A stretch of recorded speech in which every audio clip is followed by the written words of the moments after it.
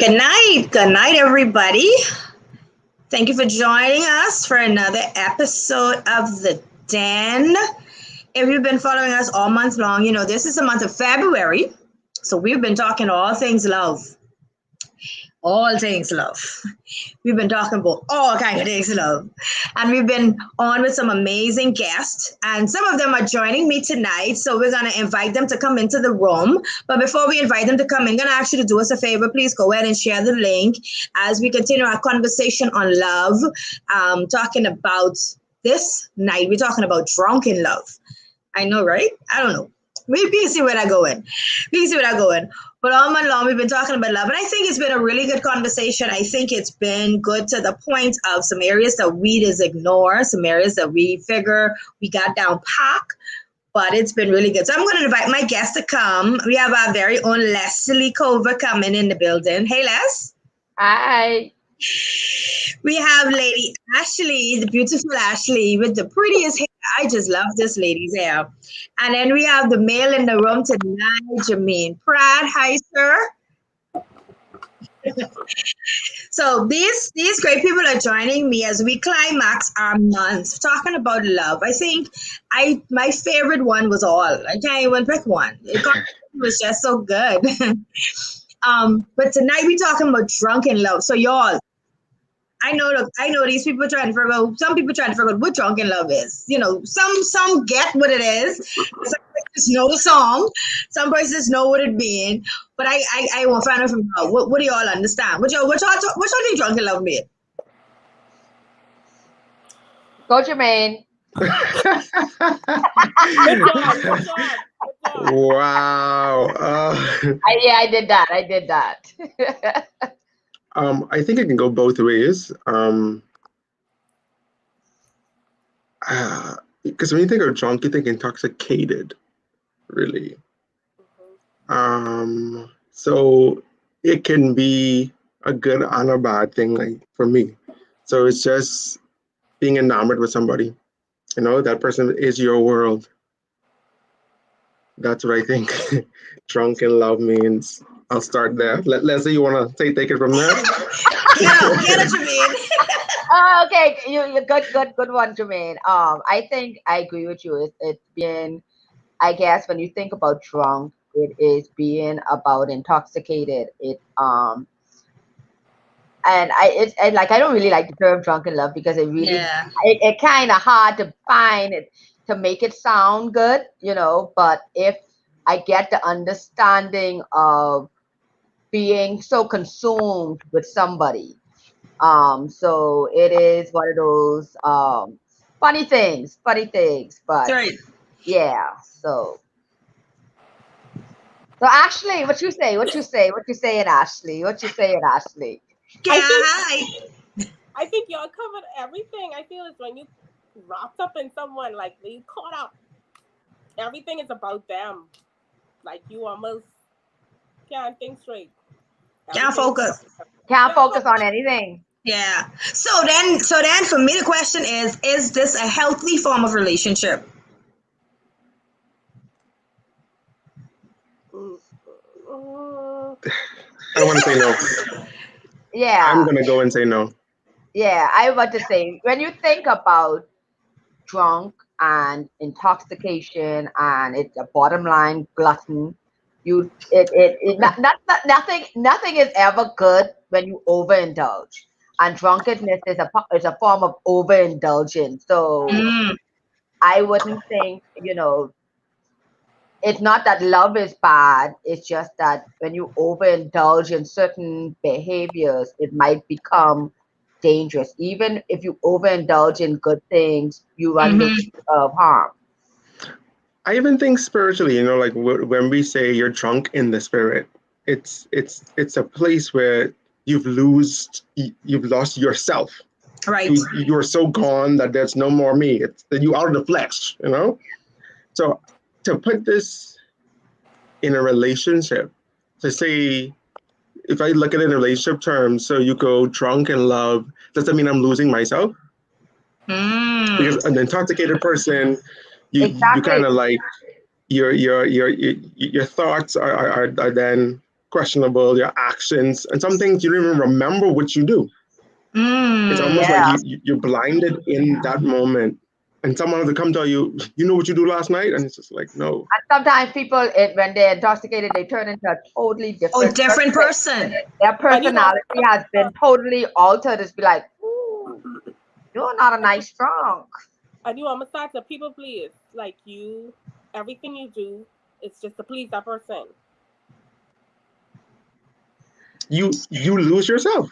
Yeah, unless, boy, Lesley, that's what you said is so good. You turn into a different person. So then that means as we in relationships, we should not turn into, okay, because I know, for an example, when you get married, you know, just after you've been around someone for so long, y'all tend to have similarities, you tend to say the same things, whatever have you, and that's expected, right?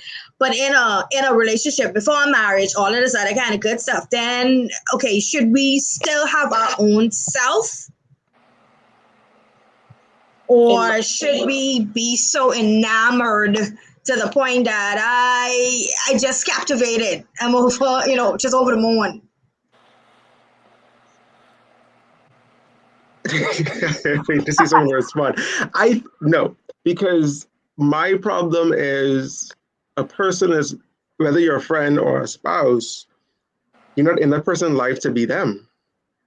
You know what I mean? Like, I was attracted to you before you turned into me. Right. So I think to get to a place where you are losing yourself, where you're losing your identity, that's a major problem. Yeah. Because at that point you're lying to yourself. Oh, that's deep. Can we put that on a t-shirt so some people can see that the importance of being you in a relationship, the importance of not being so lost in it that you even forget who you are. I remember a friend of mine, she shared how, and I was like, wow, I didn't even see stuff like that.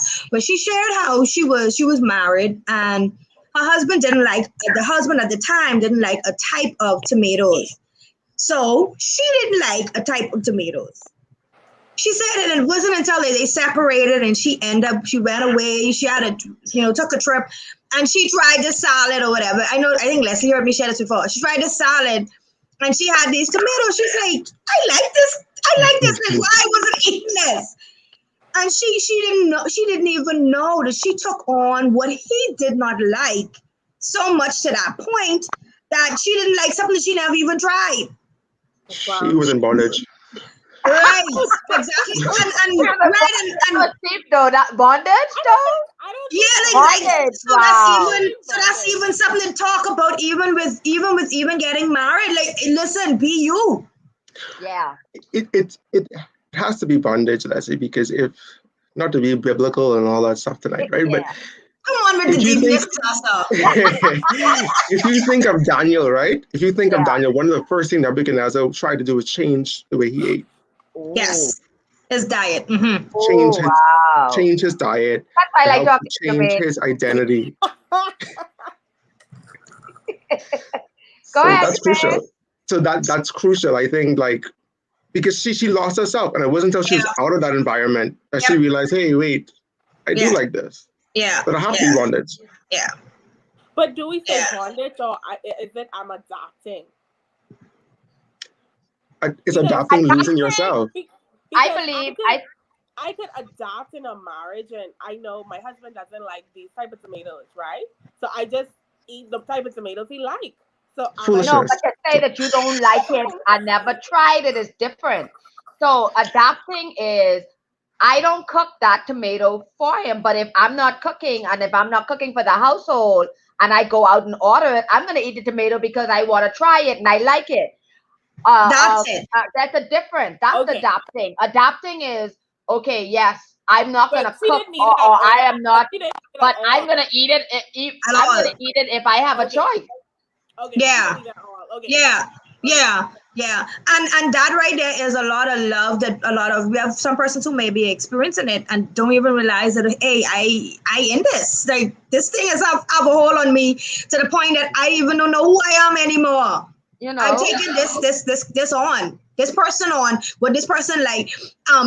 I think most what the movie Runaway Bride. I think most of us may watch that movie. Yeah, And I was that is. off, and they can't get to the movie. When I think about the fact that this woman didn't even know what kind of eggs she liked. It's a big deal for me with eggs. I'm sorry. I love eggs. I mean, No, it's a big deal, but not even just egg though, Audrey. It's a big deal to not know what you like to eat.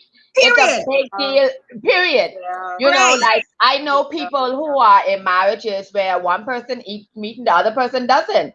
And so the adoption is that when I cook at home, I cook something that my spouse doesn't eat meat, so I make sure I have something that is meatless. And even if I do eat that meatless meal, if I out with my friends, I ain't gonna not eat meat because my husband don't eat meat. I like meat. No, That's the difference.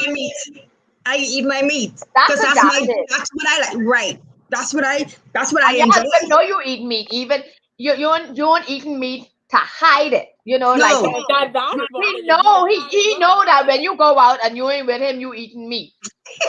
Right. What you say, Ash? I say now that's bondage. If you have to hide it, Yeah. I need to go. Now that's bondage. Yeah. Okay, so then my next question will be to you crew, the single crew online. What would you say to that person? Someone y'all may know who in it and they don't even recognize. What would you say to that person who probably in this place of being so drunk in love? Go ahead. I was gonna say dealing with a drunk person. I don't know. Y'all might have been saved all your life and you might never encounter drunk people. But it's hard to deal with drunk people on general. Yeah. So I don't know if there's anything you could say to somebody drunk in love. To be honest with you, you gotta wait till they sober up. Because you might I don't know. It is a hard, so that's kind of rough. Yeah. It isn't sustainable. No, it isn't. Being drunk in love is not a sustainable relationship. It's a high. It's an addiction. And so once this wears off, then what? Once this person hurts you, then what? But it's like people who experience the high, they do whatever it takes to stay high. So that is a dangerous thing. It's not sustainable, but people find a way to remain high. And that's just the reality. No matter what, at whatever cost, and anything that they believe will make them sober, they ignore. And so it's one of those things where really and truly, I think what we have to get people, you have to get people before they try the drug.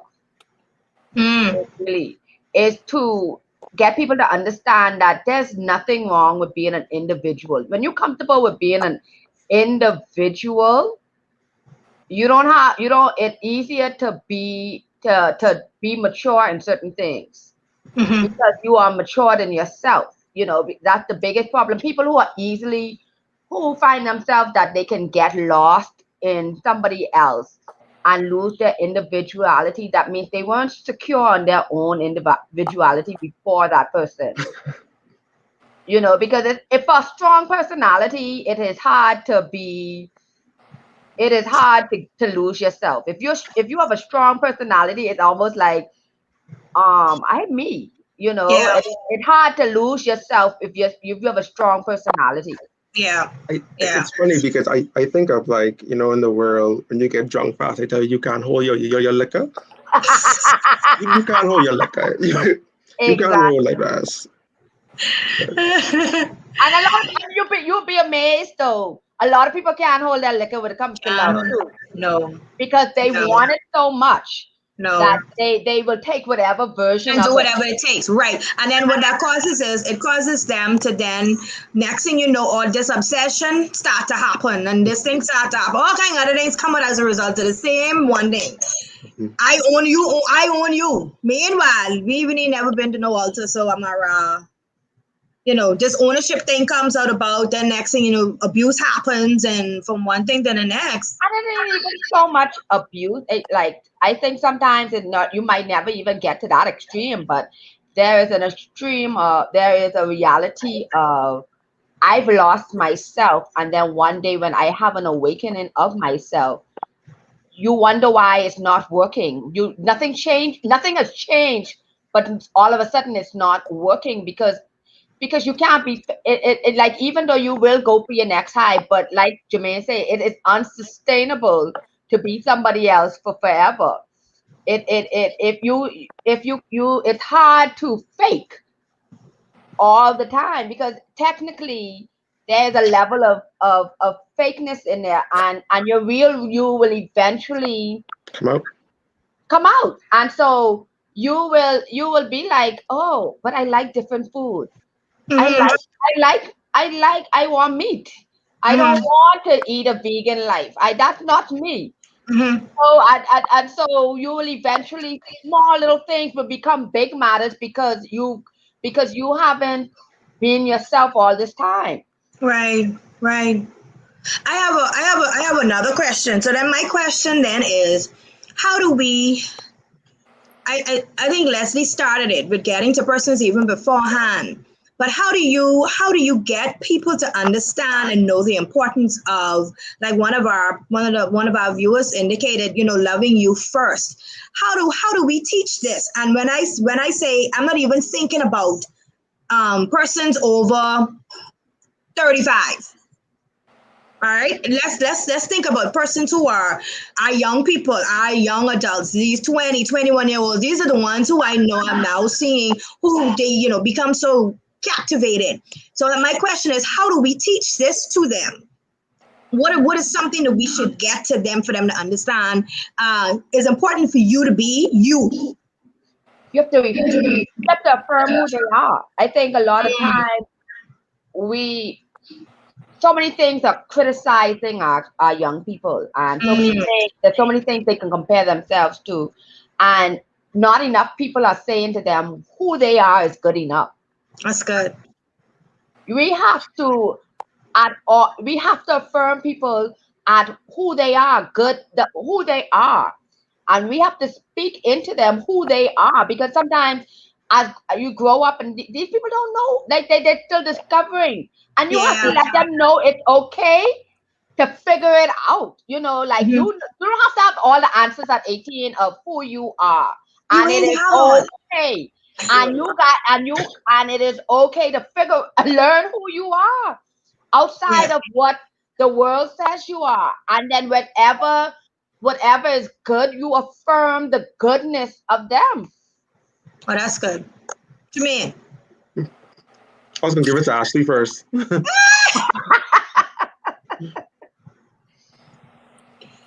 Ashley. Oh, I thought I was gonna let him talk. Go, Ashley. I think for me, we find what they're pacifying, because I realize a lot of times when you get drunk, you trying to hide. You hiding behind the rocks. Oh, good. You hiding behind the getting drunk is an escape. Like getting high is an escape. Yeah. What you're running from. So when you find out what you're running from, let's deal with that.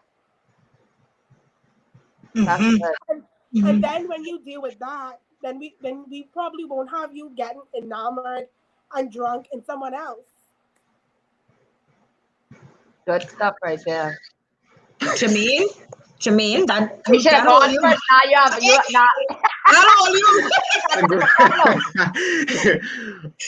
I agree. I fully agree. It is an identity issue. It is getting secured in who you are. And I think that really goes back, my pastor and I have been in so much conversation recently about mentorship, about fathers of the faith and mothers of the faith, and people that are affirming you. Yeah, that's my daddy, Tim. Y'all love him to pieces. Go ahead, Jermain. People that are affirming you, and people that are speaking to their identity, the God-given identity. Yeah. And sometimes I think even a person drunk in love, we can attack the symptom. So like Ashley said, that there's an underlying issue. Yeah. So sometimes we there screaming, "Oh, you so hooked up with this person, or you lost in this person," but it's rooted in their identity. There's a root issue. And so Ashley tell me, like, I asked why. Because for me, it's to get an understanding. Yeah. And I think if you don't understand the why, then we can never get past or stop you from getting drunk. And the why is locked into my identity. It's locked into who God has made me to be. Because then who God has made me to be, I wouldn't lose that. I wouldn't, because losing that is disrespecting God, disrespecting me. Mm-hmm. Because then I've lost myself to a point where the part of God that I'm supposed to be showing, I'm no longer showing. I'm mimicking. I'm an imitator. Mm-hmm. You aren't you. So I think it's really rooted in you're literally an imposter for love. Wow. Oh, that's good. I think most of you touched the whole factor of getting to the root of it. And that's something that the Holy Spirit has really been dealing with me a lot about, getting to the root cause of the issue. We deal with the symptoms, we deal with the fruit, but a lot of times the reason why this fruit tastes funny is because something happening down at the root of that thing.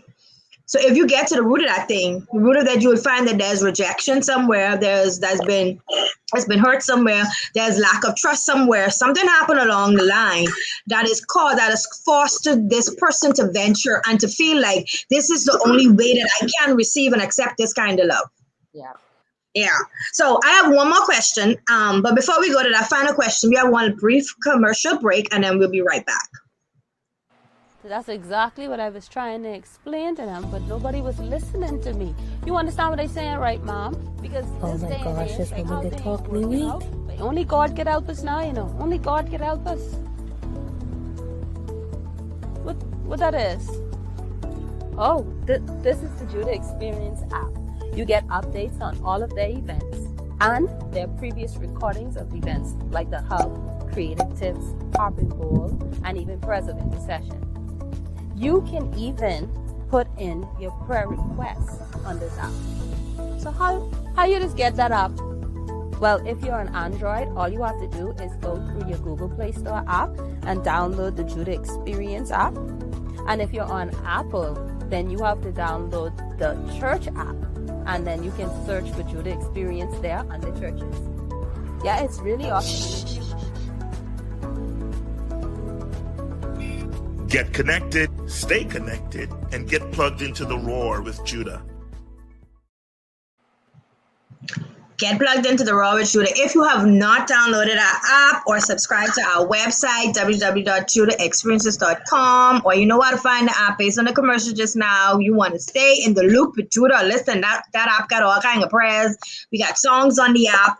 We do daily push notifications on the app, little encouragements and all that other kind of stuff. So go ahead and download the app. So back to this is my last question, unless you guys have anything else to say.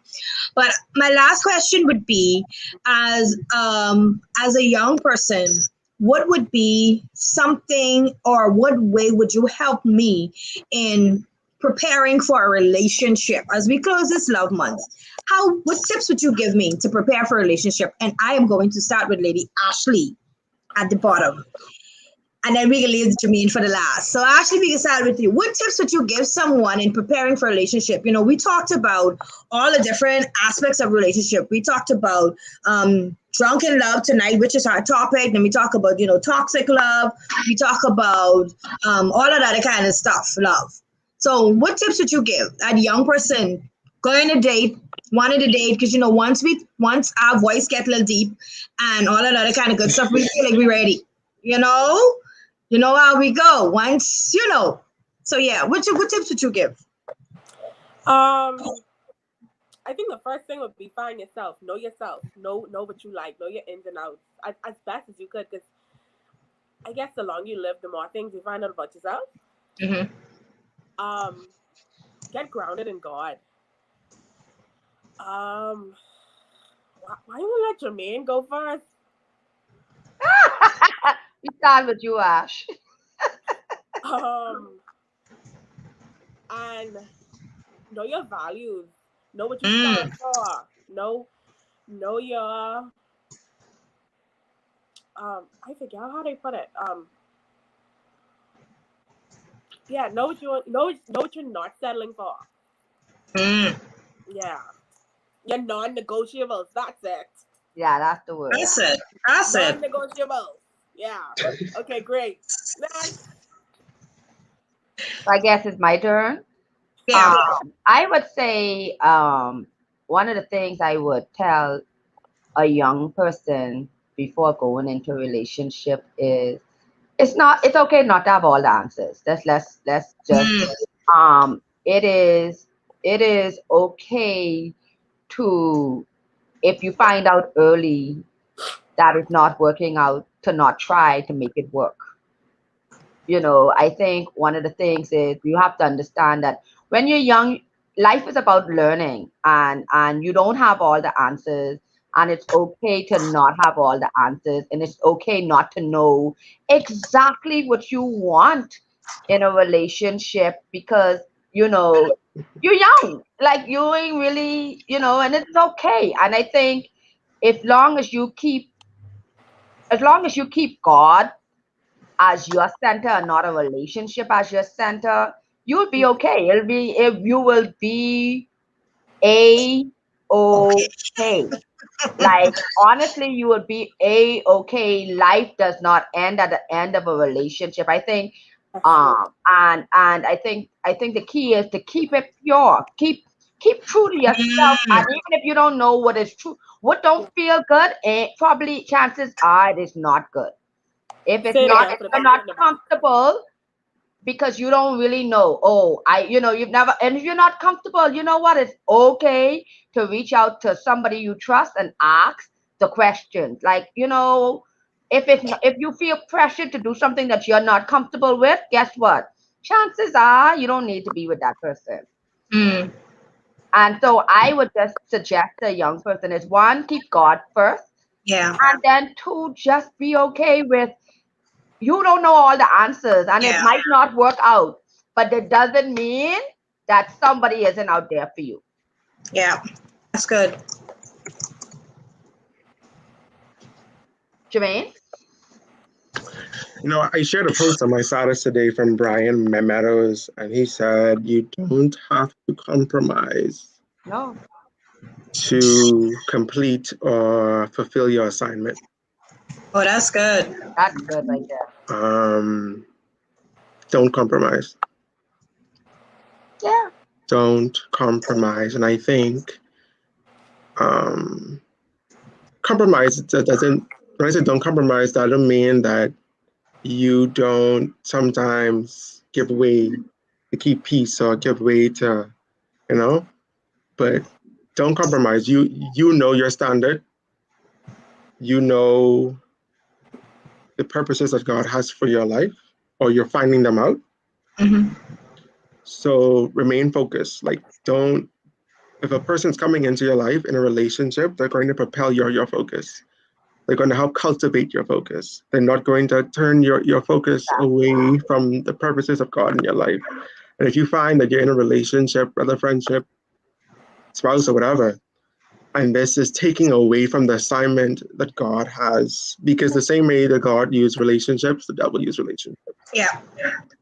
And it can, if you are deterring, if you are going deeper, if you're in a sunken place, don't compromise. Secondly, guard your heirs. One of the major things in life is influence. Who's influencing you?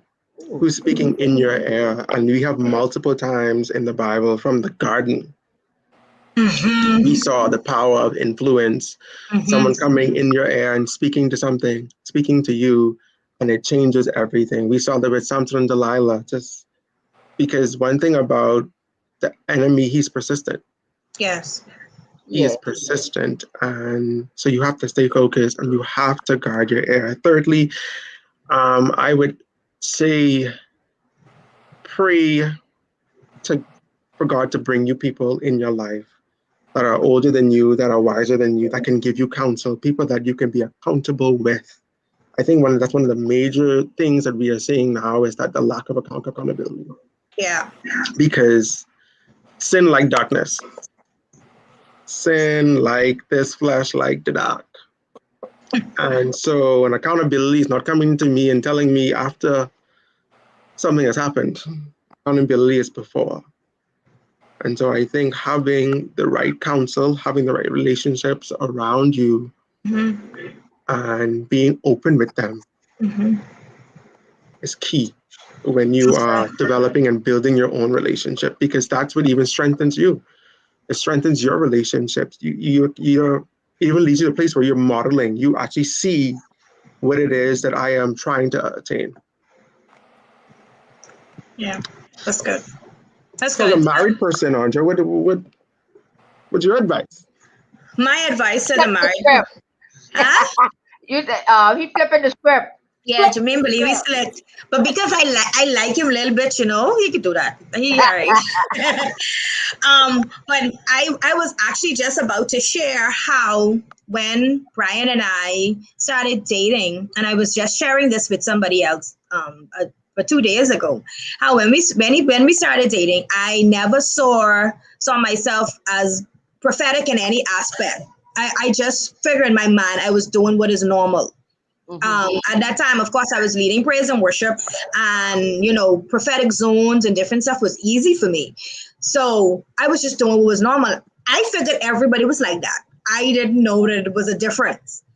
So I wasn't leading praise and worship after a while, and then as we started to date, he started to pull out and point out to me the fact that you're prophetic. There's something unique about you. So he opened me up to a whole different part of me that I didn't even know was there. And I was sharing with this person how that because of him, he forced me into learning a different part of me that I didn't even know existed. So my thing that I would say is, and my whole thing that I would always give attribute to my husband, I love him dearly, is because Brian Pohl, I always do. Anybody that knows him, he would put you in a place to do something that if you don't want to do it, he don't care. As long as God tell him. And you have that gift too. He did it. It's because of him. Thanks.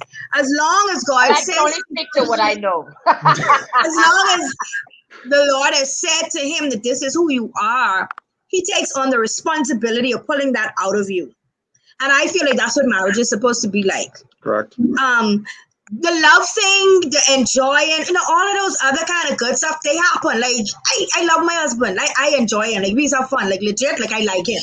I like him. I like being around him. I like being around his presence. Last year when we was locked down for all of them months and couldn't go out, like, I was good. Like, some people couldn't wait to get outside. I was having a ball with him. So we have that. But for me, the thing that I didn't know that I needed was what he brought. And he brought the element of pulling out of me stuff that was lying dormant, stuff that was there but sleep. And I believe that that's a major part of what a marriage is supposed to be like.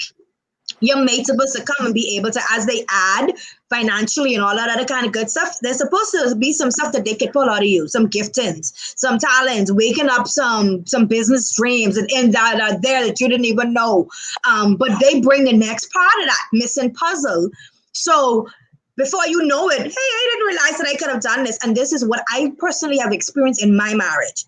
Jude experiences is an example. Like I often tell persons, when this started, we were just doing praise and worship, intercession. That was it. Brian and I getting married unlocked the whole arm of the creative aspect part of it, the gifts part of it.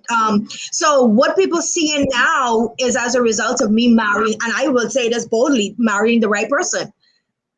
And not marrying someone that would have said, you could do this to a limitation.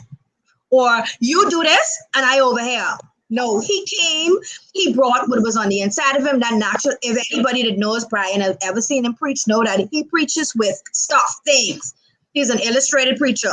And he brought that grace on him to my life. So that's what I would say to persons. And if you're not experiencing it now with your spouse, maybe that's something for you guys to pray about. Be intentional with praying about it. Pray about, hey,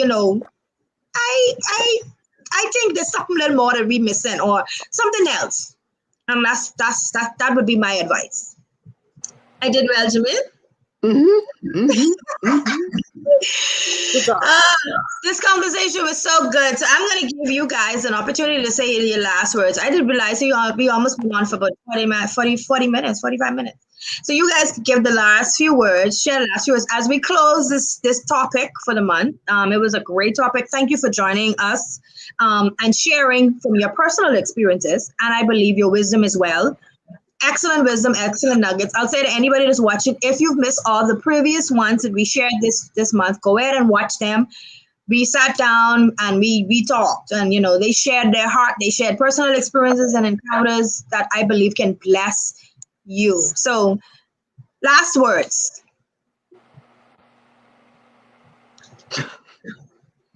Okay, I'll go first then. My last word would be, and to conclude February, a month of love, is the greatest two commandments is love God with all your heart and love your neighbor as yourself. And I think when you become in love with God, when you develop a true relationship, that you are drunk in love with God, that you will learn to love yourself. I think a lot of times we try to learn to love ourselves without loving God first, and it's gonna be hard to do that without loving God. God shows you how to love yourself. And I think, and then when you fall in love with God, then you fall in love with yourself. You soberly love yourself, because I don't want to make it an egotistical falling in love with yourself, but you learn to appreciate who God has created you to be. And when you learn to appreciate who you are in God, you are more able to love others. So my last word would be, follow the first two commandments for love. Love God with all your heart, and then you will find it easier to love yourself and easier to love your neighbors. That's good. Ashley? I get my last word could be from any aspect. Yeah, man. So my last word is actually from what you just said about you and Brian, and when you married, and how it caused you to bloom, basically. And I just thought about our church, our local assembly, my Road. We were in a sermon series or topic, Rehoboth. God makes room. God creates space. And it just reminded me about that I feel when you marry the right person, they create room, or they make room for you to grow. They create room for you to expand. And I just want that for everybody who's listening, that when you marry the right person, that they create room for you, that they make room for you, that you don't be stagnant and boxed in your relationships, that you don't feel like you're claustrophobic in your relationships, that God will align you with the right persons. That's my closing remarks, that God grants you Rehoboth in your relationships. That's good. That's good. Rehoboth.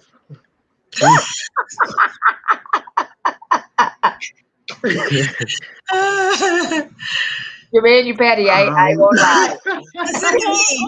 Bad. That just came out. Petty. I think I was just sitting back thinking about, not to be long-winded, but thinking about Go ahead, you have space. my experience towards the end of 2020. Love is sobering. Love is sobering. Especially God's love, because He loves you where you are. Yeah. And that love builds you to what He called you to be. Yeah. So my prayer for everyone that's watched this series over this month is that they encounter the love of God again. That's good.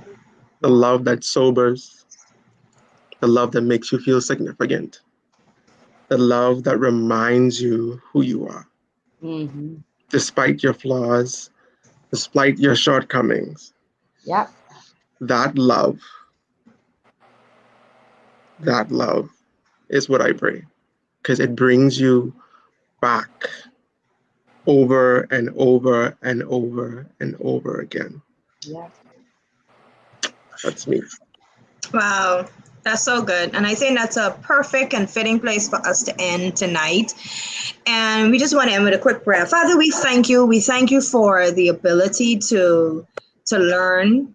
Thank you for the ability to be able to be sharpened, sharpening iron. And we thank you for a reminder of the importance of your love and how much you love us. So we pray for every person that's on this live and those that will watch the replay, that they too have a personal experience and encounter to be drunk in love with you above all else. Yeah. Above all else, drunk in love with you, and then knowing who they are as a result of that relationship. Be with us, your people, and continue to go with us as we experience the love of God in an immeasurable way. In Jesus' name, amen and amen. Amen.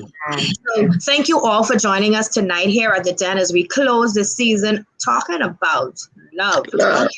And I think this panel, a group of people, thank you all so much. Jermain, Lesley, Ashley, Charles is also a part of it. He wasn't able to join us tonight. And my amazing husband, gave us a wonderful conversation. So thank you for joining us. We trust that this would have blessed you immensely. Continue to be blessed as we get drunk in love with God again. Good night, guys. All right. Nice. Nice.